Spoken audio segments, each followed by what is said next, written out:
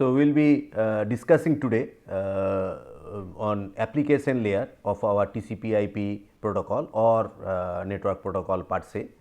So, what are the so as we have discussed in our earlier lectures that we will be initially we are discussing about the overall protocol stack. Now, we will start discussing layer by layer and their basic properties etc., and what are the different features of those layers. So, this application layer as we all understand plays the most vital role as far as the end user or the clients are concerned, right. More concerned about the application which is running over the things, right, not the underlying things. So, when we open a web page or transfer a file, open the mail server or download mail or look at the mail server. So, these are the different applications which are at the front of us, right, which the end user or is bothered or the client is bothered. Whereas there are a lot of underlying things goes on down the layer which are equally important, we will go through the things. So, application layer has a direct connection or manifestation to our this end user perspective. So, if we look at our typical protocol stack as we have discussed, that it has a application transport, internetworking or layer 3, and this network interface and hardware, as repeatedly we are telling that there can be data link layer and the physical layer which constitute this. So, there is an underlying physical layer underlining there. So, if you look at the application layer, the predominant things are like Telnet, FTP, SMTP, HTTP and DNS and so on and so forth. So, these are the predominant functionalities. We will be for next couple of lectures, we will be concentrating on these application layers.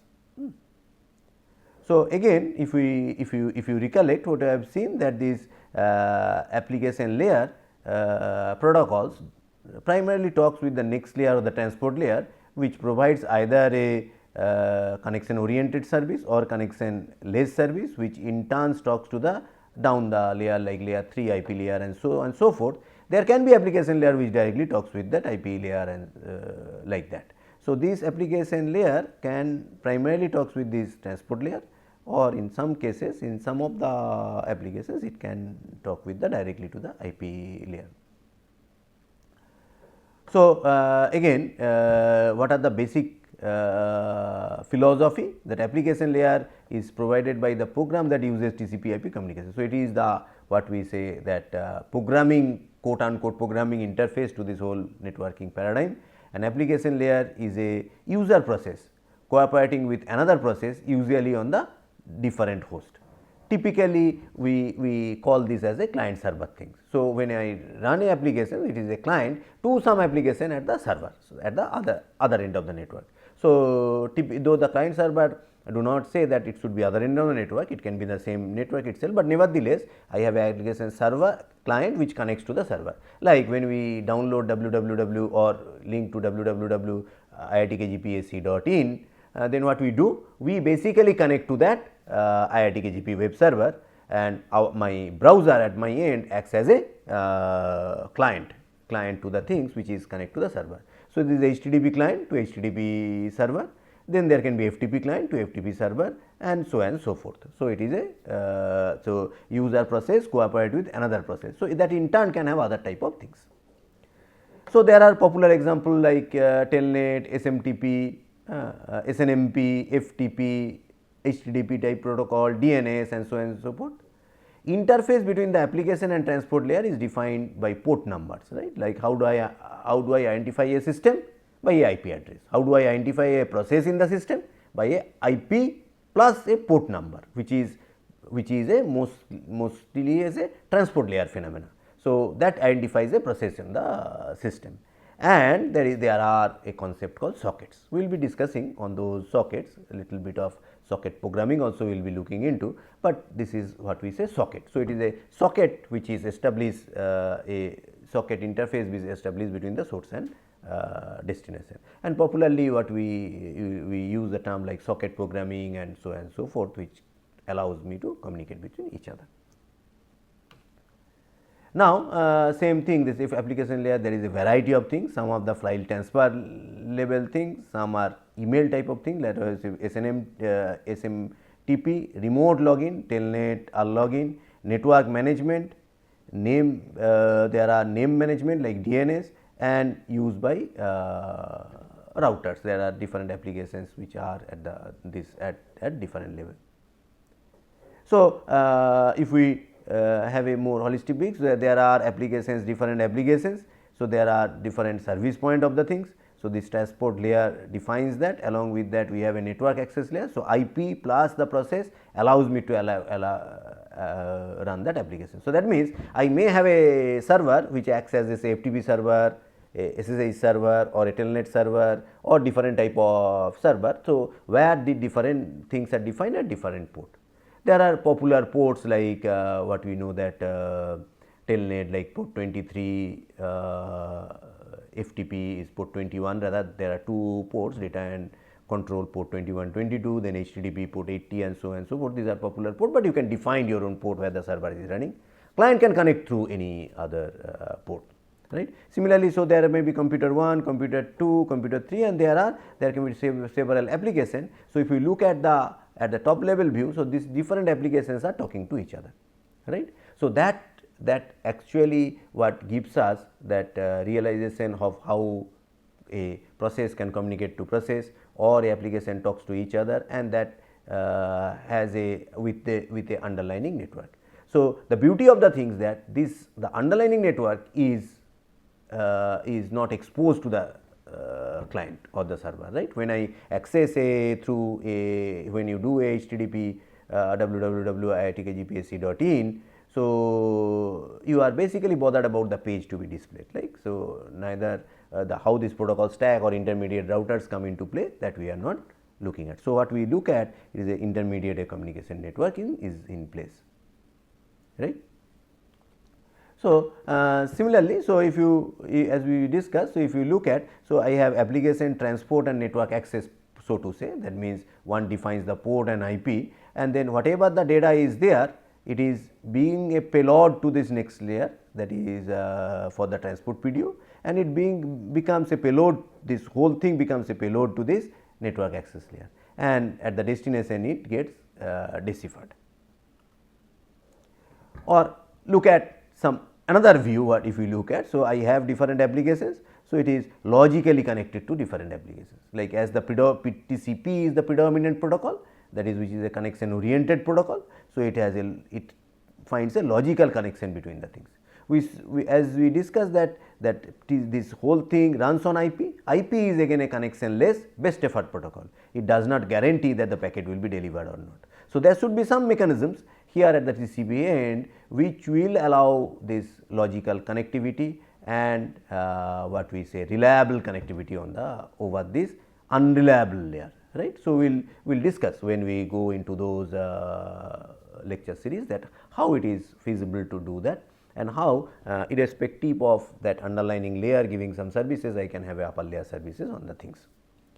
Now, down the line I can have different network access level protocol by which the network is accessed, and it goes on through the physical layer and a type of thing. So, it goes on routed. So, there can be n number of router in between. Again, we will be discussing those things when we go at different layers, that how these routings are made possible. Nevertheless, this application X talks to the application X, right. Or if we little bit look on, if this is a application X client talks with the application X server, right, or application Y client talks to the application server, right.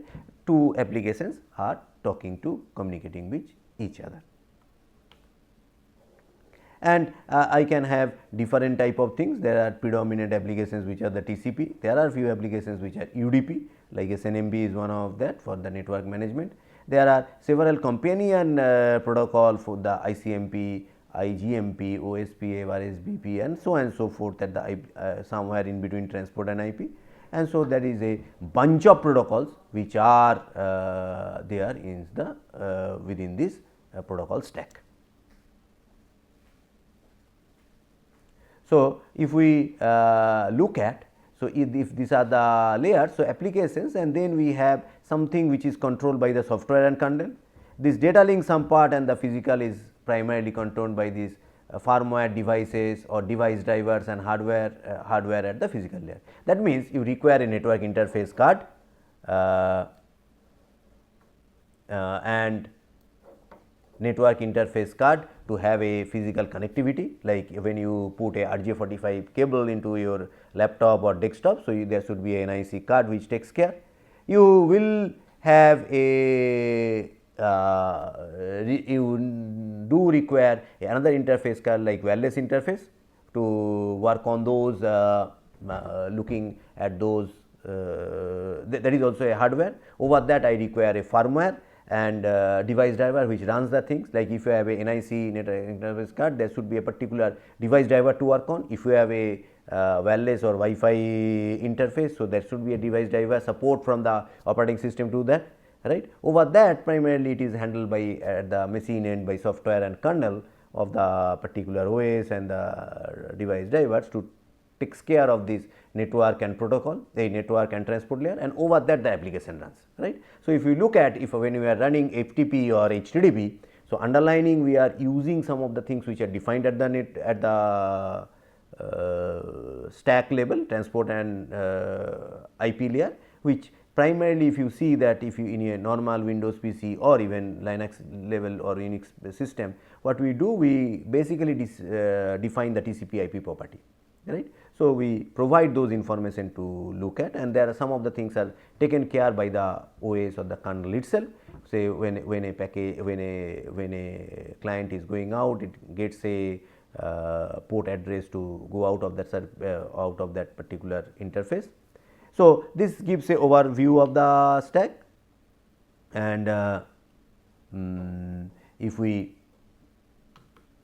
look at again that stack view. So, I have, say there is a HTTP data. So, HTTP data along with the HTTP header which creates the application, it becomes a payload for the transport layer, it becomes a payload for the IP layer, it adds the IP header, and it becomes a payload for this data link layer, and finally, it goes to the physical layer and where the things are being transmitted, right. So, this way it goes on, and it gets unpacked or extracted at that different level. If there is a router, it gets extracted up to the network layer.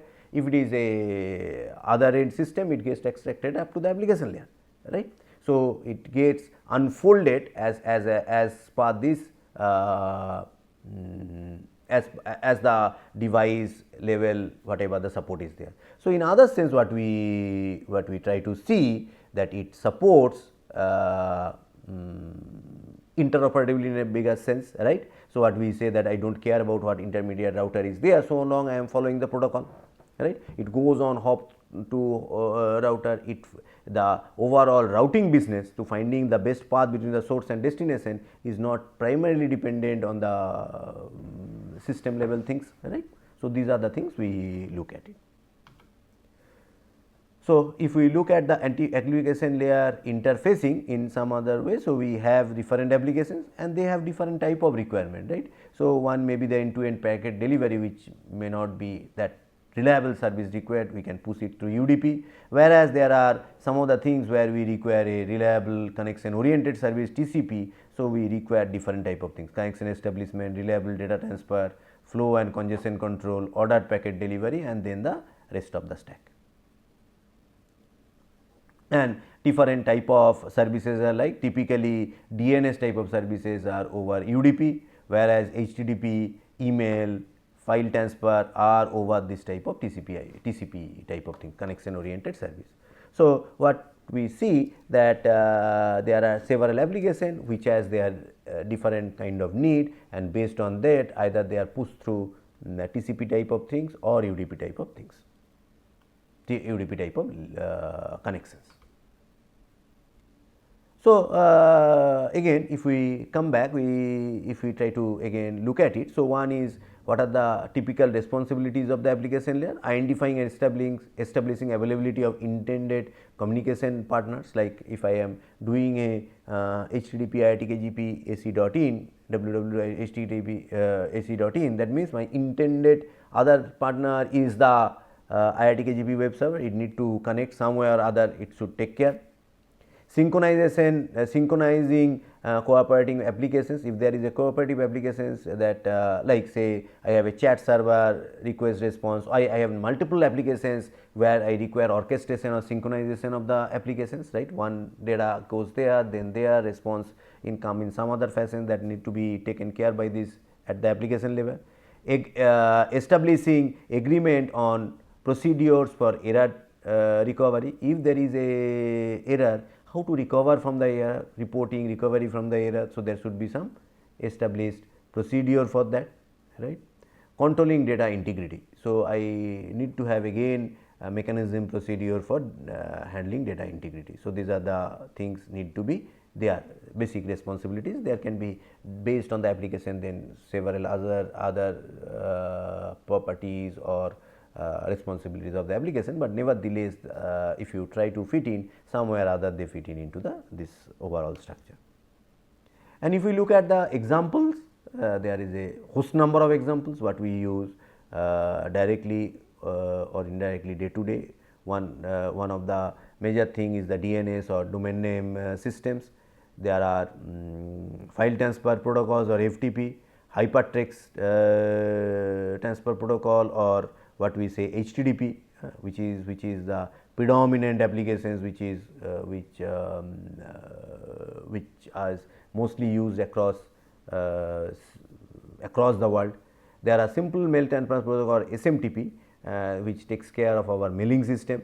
There are simple network management protocol, basic management of the overall network, SMTP, Telnet, and there can be any host of applications. Some of the applications can be user defined applications which are defined by that particular user. Some of the applications are whatever the applications we are talking about, these are mostly generic applications, mostly available in systems and like that.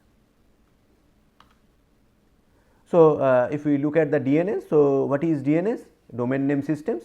So, its primarily major job is to translate name to IP, right. So, when we, because if you see the if I say that I want to find out www.iitkgpsc.in, now this name does not have any meaning at the IP layer or the down the layer, right.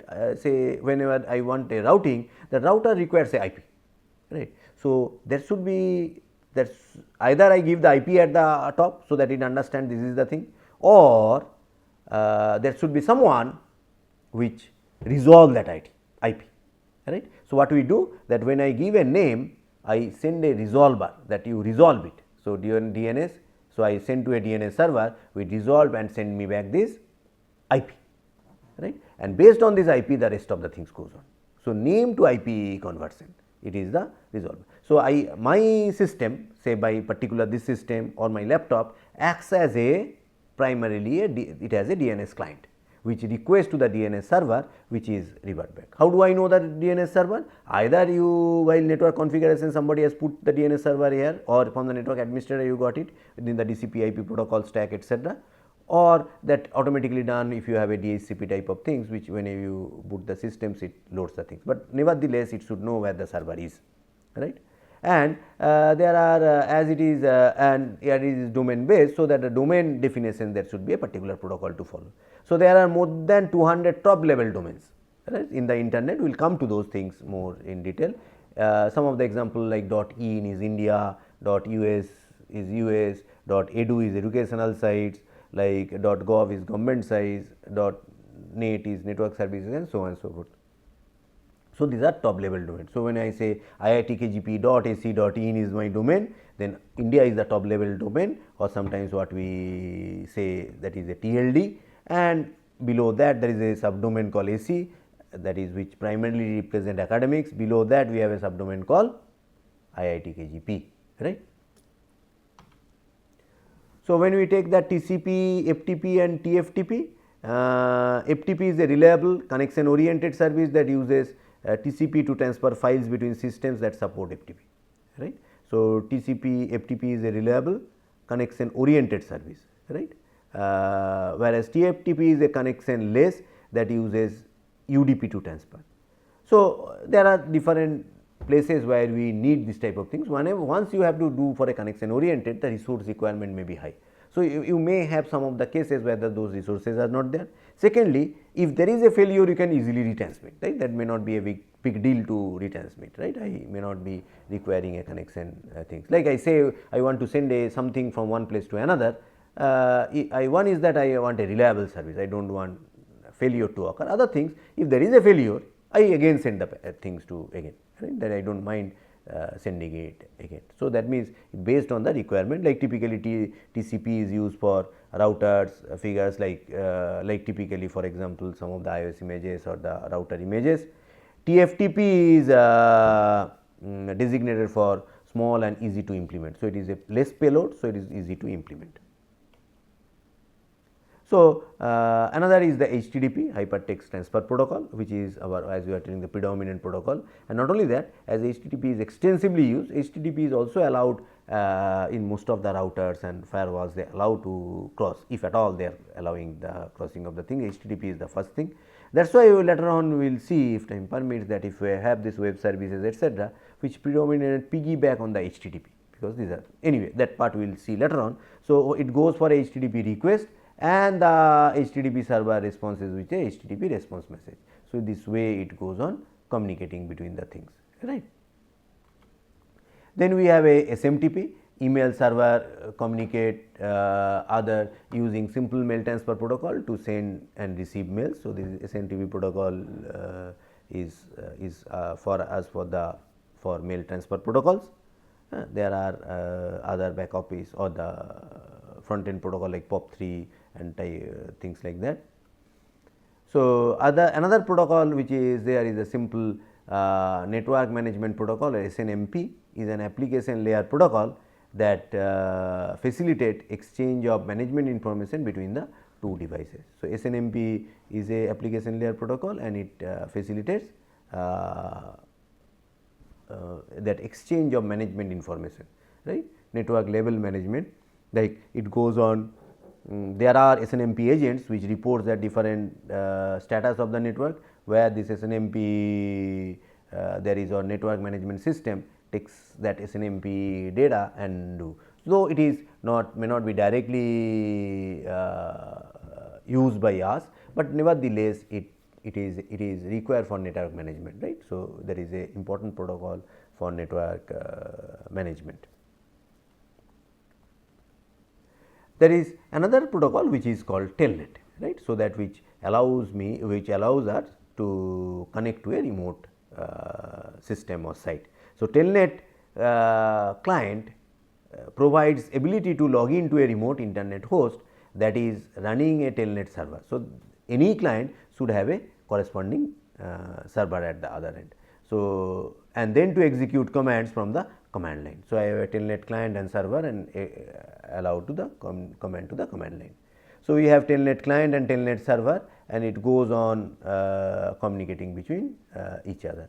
Or if you look at it, that Telnet client basically does a TCP connection to the Telnet server, which in turn can have different type of things. One is that it can be running a user applications, or some sort of access control mechanisms, or there is a server control for some other things, right. So, these are the things which are possible with the things. So, it is a way that I can do a remote login to another system, right. So, I can have a remote access to the systems by, and then we can have applications, we can have server control, we can have access control type of things. Again, it is a client server thing. So, if you have a Telnet client, the other end Telnet server will be there, and there should be some credential check, that IP, login, password, and so on and so forth. So, for that matter, in FTP also we require those things to be there.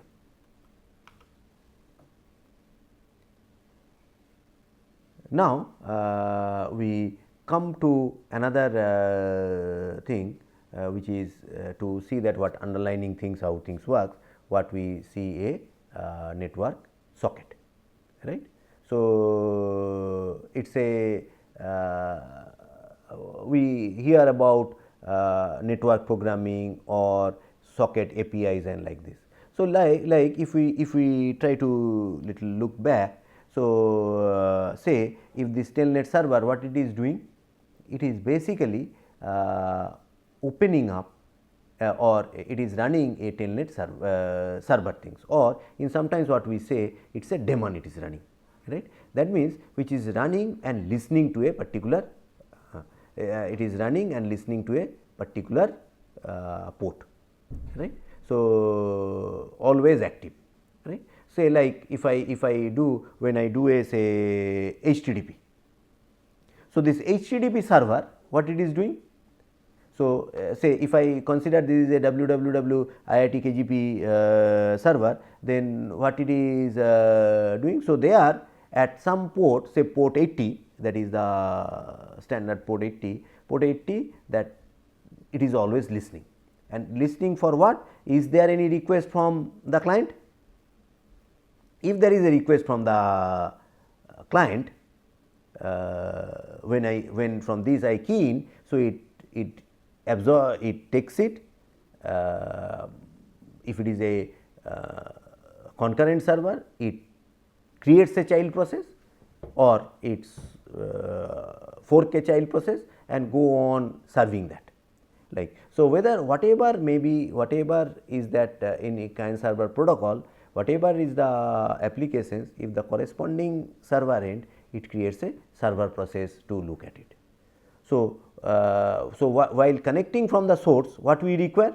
I require that IP, right, of that where I want to connect. Like in our case, when we did www.iitkgp.ac.in, what we are looking at? We are basically resolving it and going to a IP address of the IIT KGP web server, and then I want to know that where it is available. That means, I want to identify the machine and also identify the process in that machine, right. How do I identify the process? Is by the port number. How do I get the port number? That is either it is known, or for the popular HTTP things what we have, the port is the port 80. So, it is listening to a port 80, right.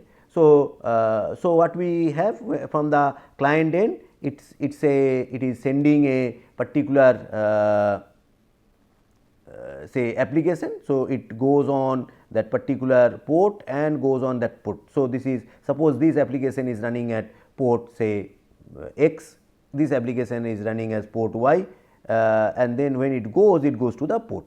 So, it may be the same server, same IP address, but I have a different port numbers, right. So, if you client what it goes on, it basically take a the client what it does, it goes to the IP of the server, port of the server, right, and it goes to the other end, right. When it goes out, this it knows that IP of the server, port server, IP of the client, because it coming from where, and port of the client. Port of the client is automatically provided by the system if there is no thing. Another thing I require is that the protocol. So, if we this 5 step allows me to connect to the things, like here also if we consider protocol. So, this is a what we did once this is there. So, there is a path is established between these two, right. I am not bothered that in between there may be lot of routers etc. and so forth, that is underlining network, but there is a path established. Now, I can basically talk like a chat server or a FTP file transfer or any other applications like that. Similarly, if I have another these applications, so we can have another like this, right. So, another things established. So, these things what we say, they basically a socket is established, so that the communication path is established. We will be dealing little detail with this type of programming aspect, what we say socket programming, how we can write my own socket programming, that what are the things required. So, by this if we logically see like the server, when the things are running, that HTTP daemon is running, what popularly what we say that HTTPD daemon is running. So, at the server end, so for the HTTP, and here we have that HTTP client which is our browser. So, this daemon, what it is doing? It is listening to port 80 or that server thing and always alive, like it is something, is anybody there? So, when the client request comes, it takes it, right, it gets the client IP etc., and the protocol, though for our case the predominant protocol is the IP protocol. So, so it takes the thing and it based on its resource and etc., it responses that whether it accepts this protocol. So, once that is there, the connection is established and then goes on thing based on the whether it is stateful, stateless etc., based on that protocol thing. Like it's like for this it is a page is displayed for FTP. So, for the same like for FTP what we have FTPD and here we have FTP client and so on and so forth. Other thing is that in some cases it can be a server, other case it can act as a client and so on and so forth. Like I can have a print server which has a FTP client, right. So, it is all that process level things what we want to do. See, by doing this we are giving a interface to the end user to write program over network which can communicate with the other processes, right.